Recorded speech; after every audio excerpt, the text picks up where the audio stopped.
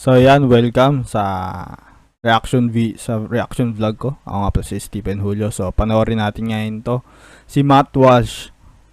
Nag-react siya dito sa isang obese woman demands you find her attractive.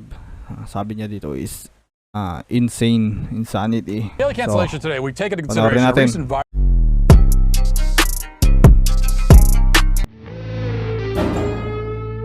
For our daily cancellation today, we take into consideration a recent viral video from a woman who insists that although she's morbidly obese, you must still find her physically attractive. You're not entitled to your own opinions or preferences. You must fall madly in love with her. This is not a suggestion, but rather a requirement, as she clearly explains. Listen. Hey, bestie! You're wrong. I think it's time for another adult pre-K lesson. What do you think? All right, turn your listening ears on. Zoop, catch a bubble in your mouth. Good job. Okay, here's the thing. Having a preference is something like, I'm looking for a partner who likes kayaking, or wakes up early in the morning, or loves pizza.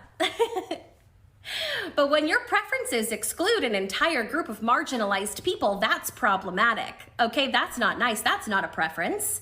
If you lump all fat people in one group together as though they are not very different individuals, that's fat phobic. Just like lumping all black people in one group and saying, I don't like black people is racist. And lumping all disabled people in one group and saying, I don't think people in wheelchairs are hot is ableist. Do you understand what I'm saying? No, I don't. Okay, so you are allowed to prefer a partner who likes kayaking, which thankfully I think lets us off the hook, because something tells me she's not exactly an avid Hindi kasi kayaker. But those loopholes aside, it seems that our friend here has stumbled on a rather unique pickup line. Part of me wishes that I had thought of this when I was single. Like, ma'am, you are morally obligated to find me attractive. Now come and date me at once, lest you be guilty of problematic and exclusionary behavior. But something tells me I would have struck out as badly with that line as I'm sure she does.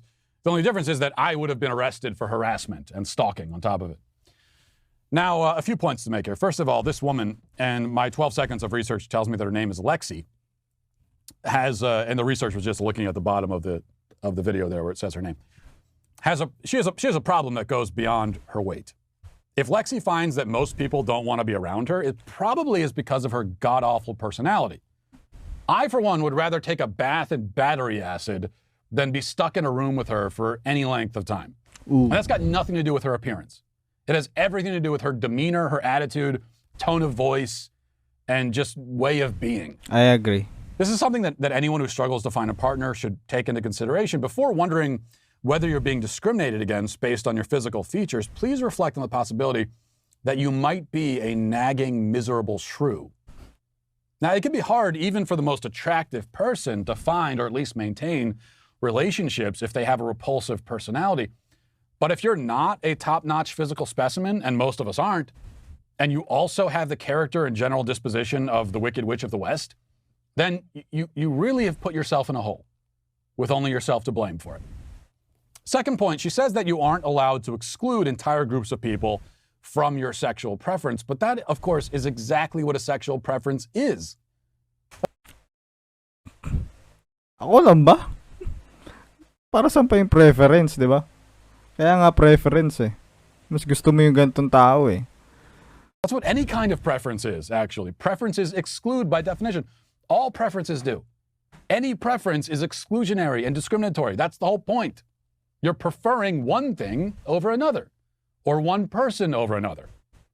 As for sexual preference specifically, gay men exclude her because she's a woman. Is she going to berate them for that? Well, she might, I guess. As we've seen, for years, the left insisted that sexuality is innate and immutable. It can't be changed and it's not the result of choice. But more recently, they've decided that their own arguments no longer hold. Your sexuality can become problematic if it excludes so-called marginalized groups. A gay man who isn't attracted to a woman who identifies as a man is now a transphobe. A straight man who isn't attracted to a man who identifies as a woman is also a transphobe. Anybody who isn't attracted to an obese person is fat phobic. Anyone who isn't attracted to shrill, hectoring, condescending scolds like Lexi is whatever kind of phobic that applies to. Your sexuality is not your own business. It is not a private matter anymore, as the left had previously insisted. They will decide who you should be attracted to. Well, ito yung sinasabi nilang left woke. Lahat na lang phobic. Basta against ka sa kanila. Dadagdagan na lang nila ng phobic. And quite often, coincidentally enough, the person putting themselves in the position to make this choice for you will decide that you should be attracted to them personally. Funny how that works.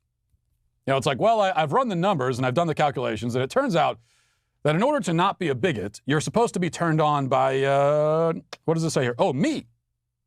Sorry, I don't make the rules. Well, I guess I do, actually. Third point, briefly, referring back to the first. This seems to be something that a lot of people do, even if they aren't on the left.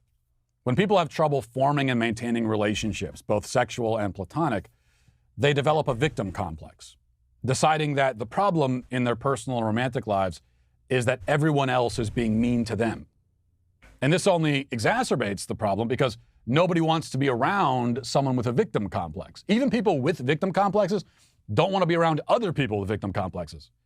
In fact, people with victim complexes especially don't want to be around other people with victim complexes because then it becomes a zero-sum game, a sort of victimhood competition. The self-determined victim becomes all the more isolated as a result, and their victim mentality only hardens and spreads and metastasizes over time. So if you're looking around and finding that most people don't want to be around you, don't find you appealing or attractive on any level, you could start pointing fingers and making demands, or you can begin the difficult work of changing yourself. Yes. And this process should be one that includes both the exterior and the interior, both physical and spiritual. Tama. Although I this agree, is hard agree. and painful, and it requires the kind of honest self-assessment that most people don't have the wherewithal to conduct, the good thing is that you actually have control over yourself. Yourself is a thing you can change by the grace of God. You can't really force anyone else to change. All you could do is scream at them as they back ever farther away until you're all alone, yelling into the void. Agree ako sa sinabi niya. Tama. Well, una, dun sa preference, balik tayo dun sa sinabi nung para saan pa yung preference, di ba? Dun pa lang. Di na kita papakinggan. I prefer quiet woman. Hindi mo ibig sabihin na fat phobic na rin ako. Kasi hindi yun yung personality mo. Well, kakatawa lang talaga.